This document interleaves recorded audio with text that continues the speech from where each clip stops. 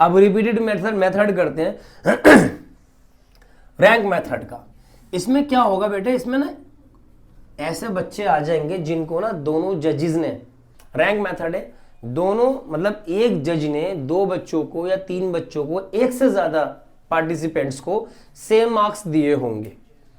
थोड़ा समझने की बात है, बहुत शांति से समझो इसको। आओ यहां पार्टिसिपेंट्स आ गए, बस सीधी सी बात है, पार्टिसिपेंट्स बेटे यहां पर आ गए। देखो ये A B C D E F G, कहां तक नीचे तक आ रहा होगा तो एच, 1 2 3 4 5 6 7 8। चलिए बेटे 50 में आउट ऑफ 50 मार्क्स दिए इनको, इनको 40, इनको 48, इनको 41, इनको 42, इनको 44, इनको 42, इनको 49, इनको 47। इसमें मार्क्स रिपीट हो गए, हो गए ना रिपीट। अब हम जज वाई ले लेते हैं। जज वाई ने क्या मार्क्स दिए हैं, इसको दिए हैं इन्होंने 39, इसको दिए हैं 47, इसको दिए इन्होंने 43, इसको दिए इन्होंने 44, इसको दिए इन्होंने 43, इसको दिए 40 और इसको दिए इन्होंने 43। लो जी लो। अक्सर एग्जाम में जो आता है वो 2 मार्क्स 2 बार रिपीटेड होता है, पर मैंने 3 बार कर दिया, घबराने की जरूरत है ही नहीं। थोड़ा सा डिफरेंट ले लेते हैं हम, इसको दिए 48, ठीक है। अब यहाँ पे 1 नंबर रिपीटेड है ना, 2 भी रिपीटेड हो सकते हैं। इसमें भी 1 नंबर रिपीटेड है ना, 2 भी रिपीटेड हो सकते हैं, कोई से भी। हाँ भाई इसके 39 एक किसी और के 39 हो सकते हैं।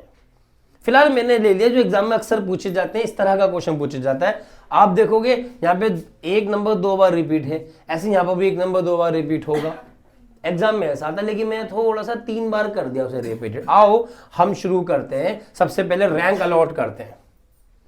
मेरे बच्चों रैंक को ध्यान से देखना, आपको पता है जिसके हाईएस्ट मार्क्स हैं उसको रैंक नंबर 1 देते हैं। अच्छा आपकी बुक में ना बहुत सारे बच्चों की बुक्स में उल्टा हुआ है, कम वालों को रैंक 1 दे रखी है, कोई वो भी सही है, आंसर सेम आएगा, कोई दिक्कत, असेंडिंग या डिसेंडिंग कैसे भी कर लो, कोई दिक्कत नहीं है।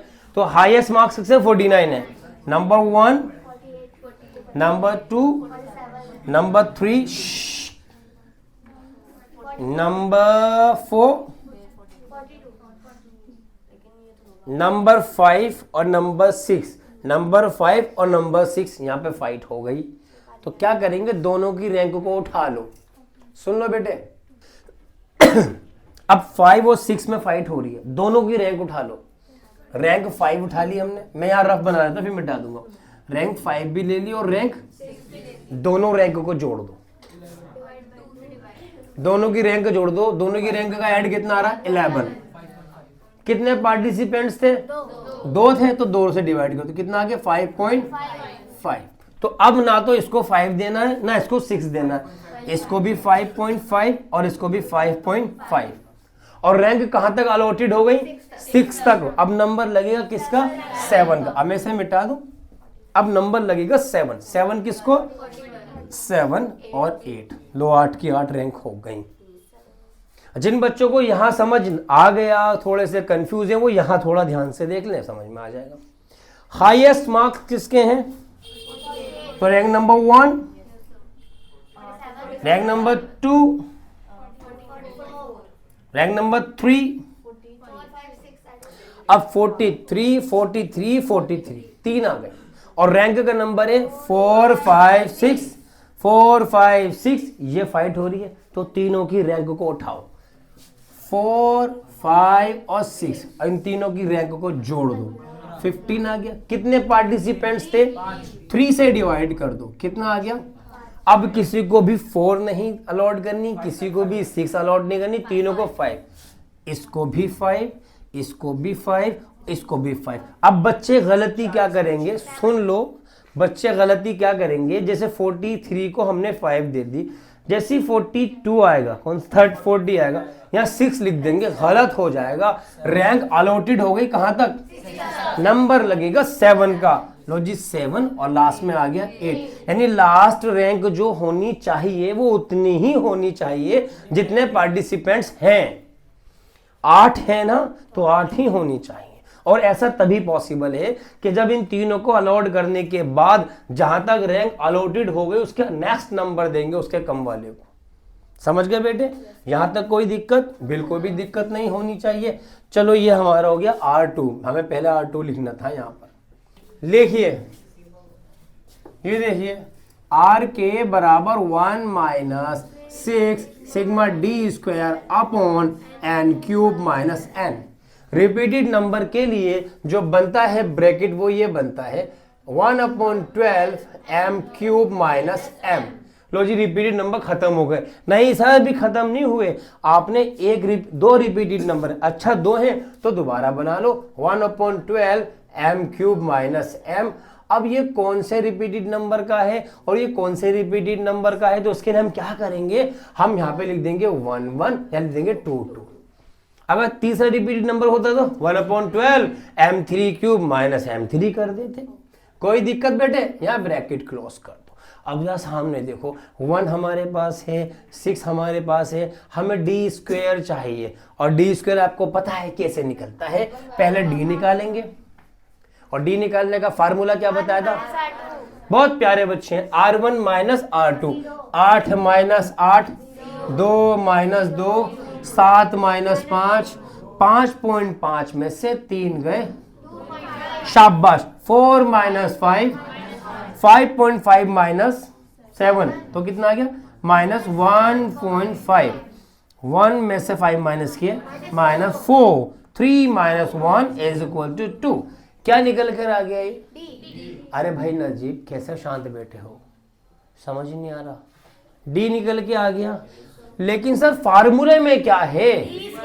तो मेरे प्यारे बच्चों डी स्क्वायर निकालने में क्या टेंशन है? डी की जरब किससे कर दो?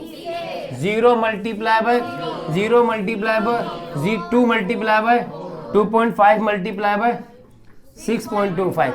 1 माइनस 1 की माइनस 1 में 1.5 की 1.5 से की तो 2.25, माइनस 4 की तो 2। ये हमने इसका स्क्वायर निकाल दिया। पता है बच्चों अक्सर ना यहाँ पर जो मल्टीप्लाई करनी होगी ये 0.5 होगा, बाद में ज़्यादातर 0.5 होगा। कैसे करेंगे? अभी मैं आपको इसकी शॉर्ट ट्रिक्स बताता हूँ कि जब 2 डिजिट्स आपको मल्टीप्लाई करनी हो सेम और लास्ट में 5 हो तो उसको कैसे करते हैं भी बताता हूँ। फिलहाल डी स्क्वायर निकाल लिया आपने, अब डी स्क्वायर का हमें क्या निकालना है? टोटल निकालना है। लो जी 0.50। सर आपने 0.50 कैसे लिख दिया? भाई 0.25 मतलब 0.50, पॉइंट की टेंशन खत्म कर दी। अब बाकी सारे 4 10 11 13 19 23 कैरी करा 2 2 2 2 2 2 3 33.50 ये आ गया सिग्मा डी स्क्वायर। अरे भाई समझ में आ रहा है? किसी बच्चे को कोई आपत्ति? No objection my lord, carry on. Okay क्या निकल के आ गया? सब कुछ तो निकल गया। आओ चलो इसमें प्लेसमेंट कर दो। 1 माइनस 6 सिग्मा डी स्क्वायर कितना है? 33.50। शाबाश 33.50 प्लस 1/12। अब m1 का मतलब फर्स्ट रिपीटेड नंबर। बच्चे क्या करेंगे? m1 means first repeated number जो कितना है? 42 है, तो 42 लिख देंगे। गलत हो जाएगा बेटे। आप ये देखो फर्स्ट रिपीटेड नंबर कितनी बार रिपीट हुआ है, तो m1 की वैल्यू 2, खत्म। 42 नहीं, सिर्फ 2 जितनी बार रिपीट हुआ है। 2 नहीं बेटे, 2 की पावर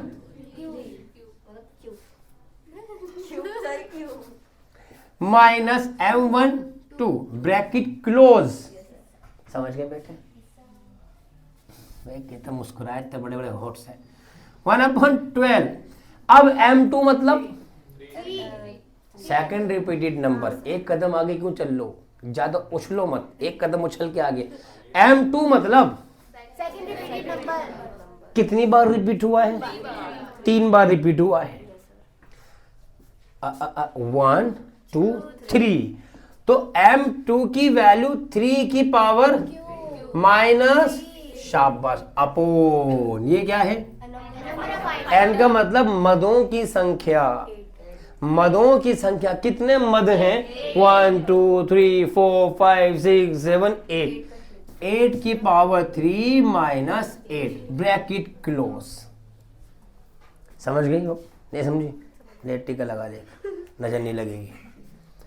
चलिए बेटे, 1 माइनस 6 की मल्टीप्लाई कर दूं 33 से, अफशा कर दूं बेटे?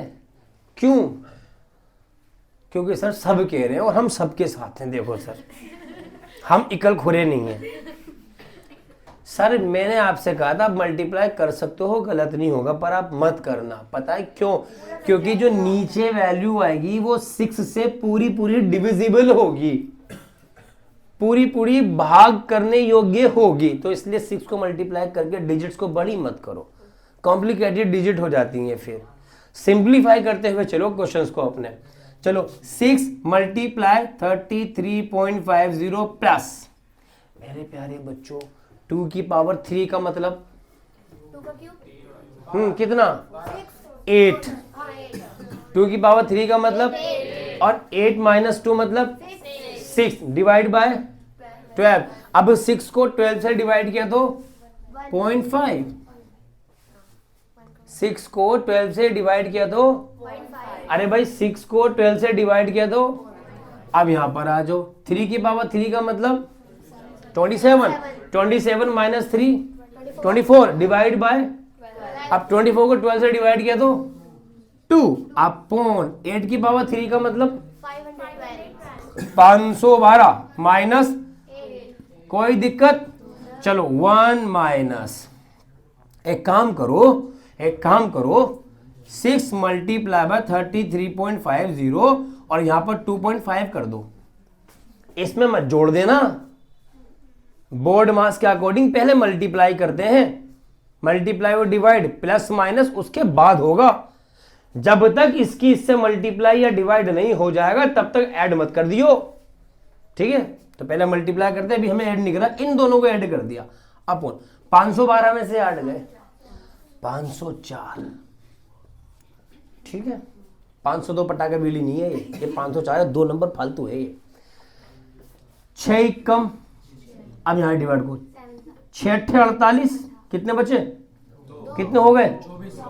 और 6 चौक खत्म हो गया दादा। चलो बेटे 1 माइनस, अब 33.5 में 2.5 जोड़े तो कितना आ गए? 36 अपॉन 84। अब 36 को 84 से डिवाइड करना है। अभी तो 12 से कट रहा है, तो 12 दिया 12 सत्ते 84, 1 माइनस 3/7 हो गया। अब कर दो डिवाइड। कितने बच्चे नहीं कर सकते? पॉइंट लगा के 0 बढ़ा दिया, 30 हो गया। 7 चौक 28, कितने बच्चे? 2, 7 दूनी 14, तो 0.42 आ गया। अब 1 में से 0.42 को माइनस कर दो। भाई ये 1 रुपया है 42 पैसे। Very good. अरे हम आयान बहुत तेज पढ़ रहा है। कौन सा कोरिलेशन है? Medium positive correlation. ये लिख देना,